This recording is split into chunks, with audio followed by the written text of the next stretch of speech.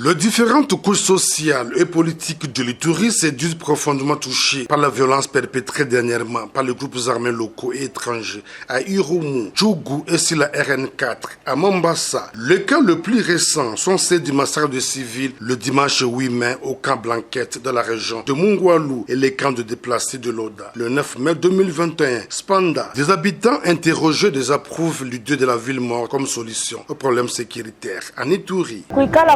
Rester à la maison, ce n'est pas une solution. Même si nous restons à la maison, il y a toujours le problème, car nous vivons au taux du jour. Vendre en cours de route nous permet à nourrir nos enfants et les scolariser. Rester pendant 2 semaines sans rien faire, les enfants deviendront des enfants de la rue.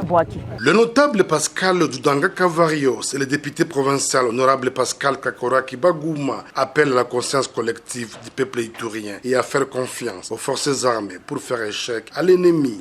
Que l'État congolais, à travers son Premier ministre, s'assigne en mettant assez de moyens pour l'Ituri et le Nord Kivu, afin que l'Ituri soit aussi en paix comme les autres provinces. Le message que nous allons lancer à la population de se désolidariser aux groupes armés, c'est-à-dire de ne pas apporter de soutien aux groupes armés, de ne pas leur fournir des informations, de ne pas les cacher et de ne pas les aider durant les opérations. Au vice-gouverneur de l'Ituri, le commissaire divisionnaire Alonga Boni Benjamin, agissant à lieu et place de son titulaire à mission, d'inviter la population de l'Ituri à vaquer normalement à ses occupations. Tosala musala, ville morte ezali solution te. Ba oyo basi batanga, baza ba licencié, ba docteur, bozo ba ville morte bano bazana primaire, ba kene classe te.